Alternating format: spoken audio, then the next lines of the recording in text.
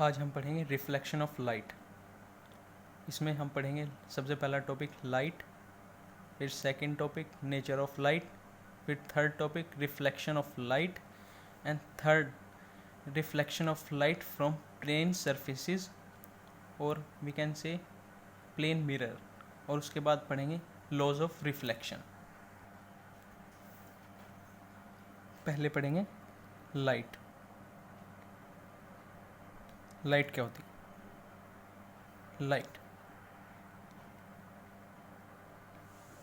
Light is a form of energy.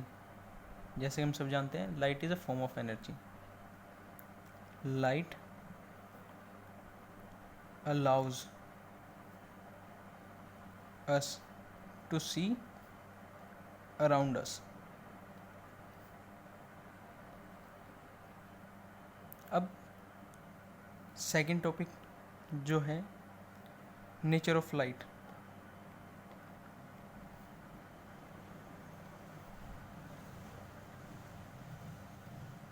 Nature of light nature of light जो है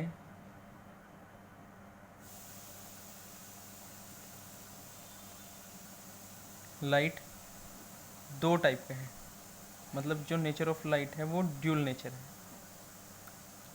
wave nature and second particle nature.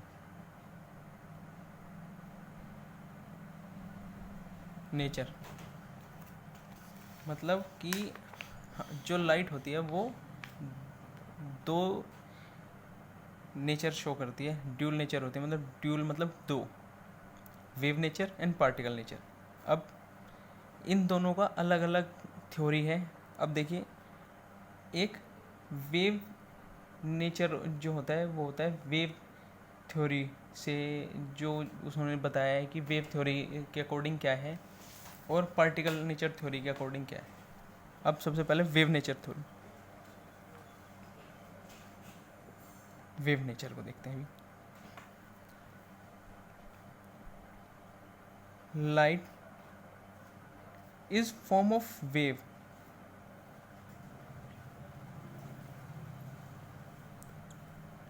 and it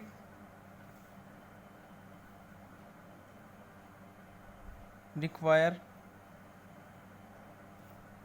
nothing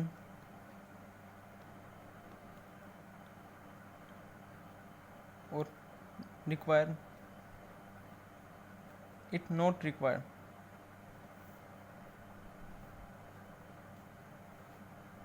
it require nothing, that is medium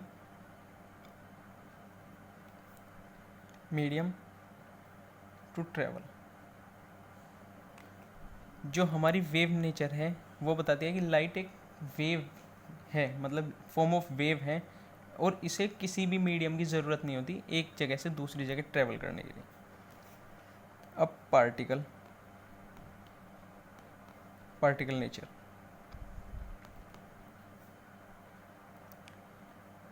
Light is made up of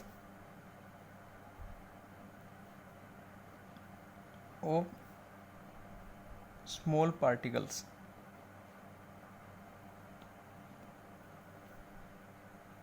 and travel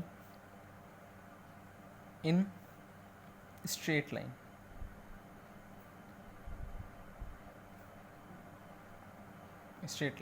अब हमारे पास दोनों के दोनों nature आ गए, मतलब wave nature and particle nature.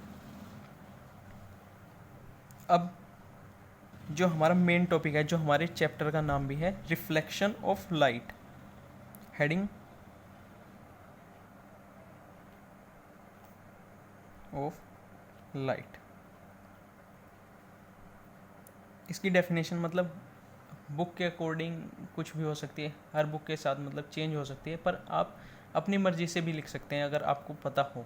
अगर एग्ज़ाम में आपको एक क्वेश्चन आएगा what is reflection of light, अगर आपको रिफ्लेक्शन ऑफ लाइट के बारे में पता होगा और आपकी लैंग्वेज सही होगी तो आपका आंसर कोई नहीं काट सकेगा, चाहे आपने बुक के वे से लिखा हुआ हो या अपने थॉट्स को रिप्रेजेंट किया हुआ हो, तो आपके मार्क्स नहीं कटेंगे। तो reflection of light, the bouncing back of light when strikes on plane smooth surface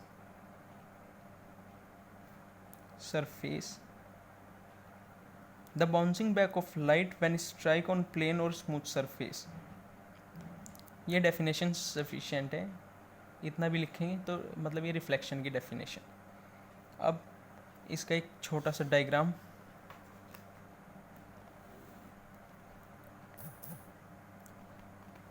light I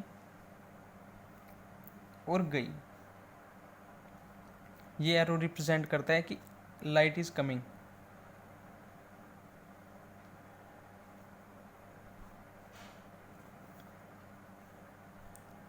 light is going. Arrow जो लगा रखे हैं हमने, इनका बहुत ज़्यादा इम्पोर्टेंस है. इन्हें याद रखेंगे जिधर से लाइट आई और जिधर लाइट गई.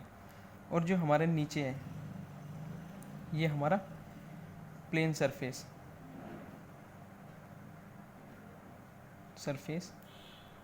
और ज़्यादातर हम जो लेंगे वो है प्लेन मिरर. जो हमारे रिफ्लेक्शन चैप्टर में हम लेंगे वो है प्लेन मिरर. अब एक नोट डाल लीजिए कि speed of light equal to 3 × 10⁸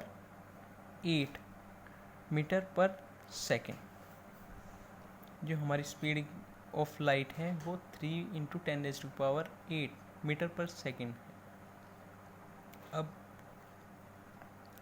अब हमें क्या करना है कि reflection of light from a plane surface heading है जो हमारी. अब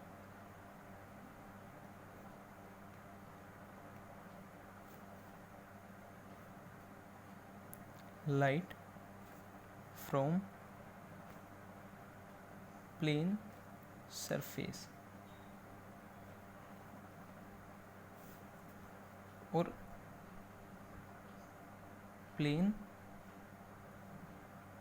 मिरर.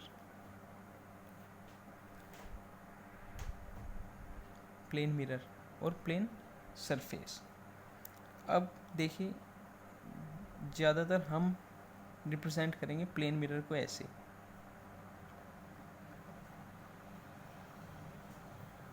प्लेन मिरर को लाइन और इसके पीछे ये लगे हुए बार्स.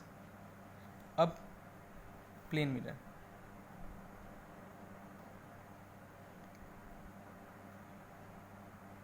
अब देखिए रिफ्लेक्शन ऑफ लाइट कैसे, मतलब एक रे आती है स्ट्रेट, टकराई और गई.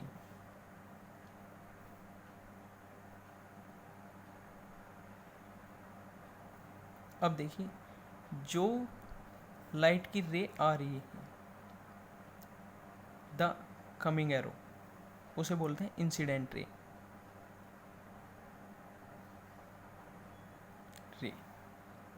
जो लाइट जा रही है उसे बोलते हैं reflected ray.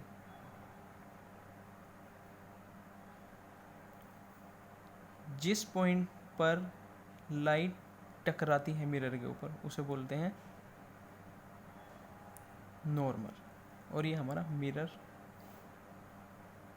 M and M' से रिप्रेजेंट करते हैं. अब ये लाइट आई, reflection of light on plane surface, अब ये हो गया. अब इससे अगला जो टॉपिक है हमारा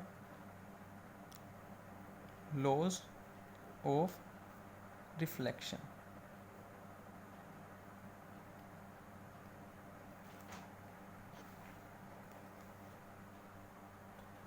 laws of reflection. Laws of reflection में हम पढ़ेंगे इसके दो लो हैं।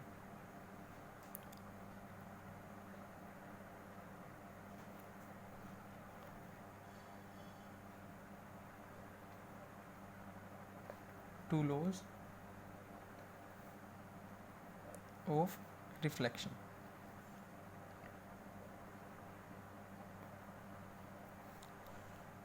जैसा कि हम इमेज में देख रहे हैं, इसमें देखिए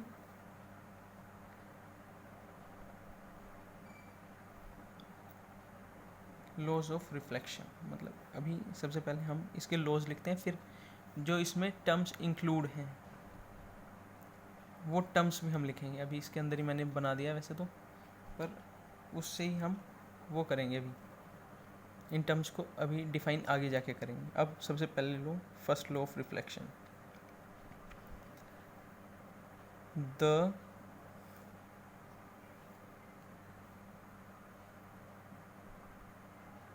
reflected ray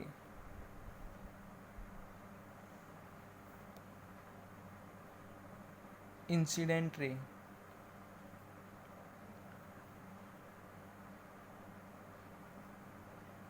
and normal lies on same plane। मतलब कि इंसिडेंट रे, रिफ्लेक्टेड रे और नॉर्मल हमारा एक ही प्लेन के ऊपर है। या तो हम इसे हॉरिजॉन्टल ले लें या वर्टिकल ले लें, मतलब अभी ये वाई एक्सिस पे है, और या फिर हम इसे एक्स एक्सिस पे भी ले सकते हैं। अब देखिए second point, angle of incident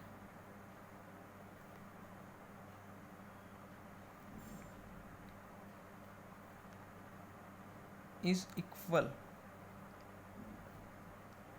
to angle of reflection।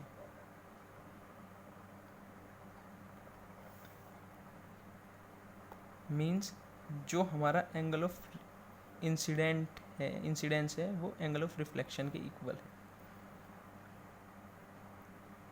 अब ये हमें पता चल चुका है।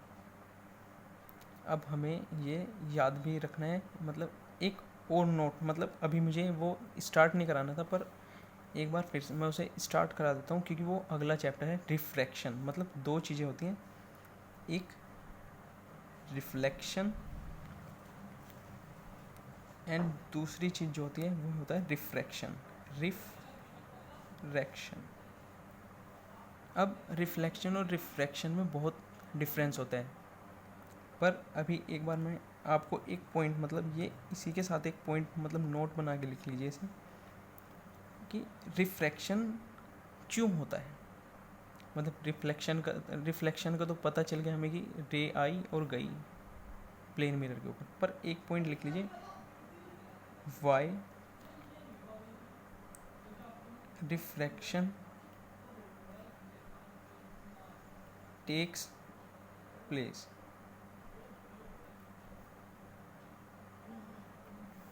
सॉल्यूशन, इसका सिंपल सा आंसर है ड्यू टू चेंज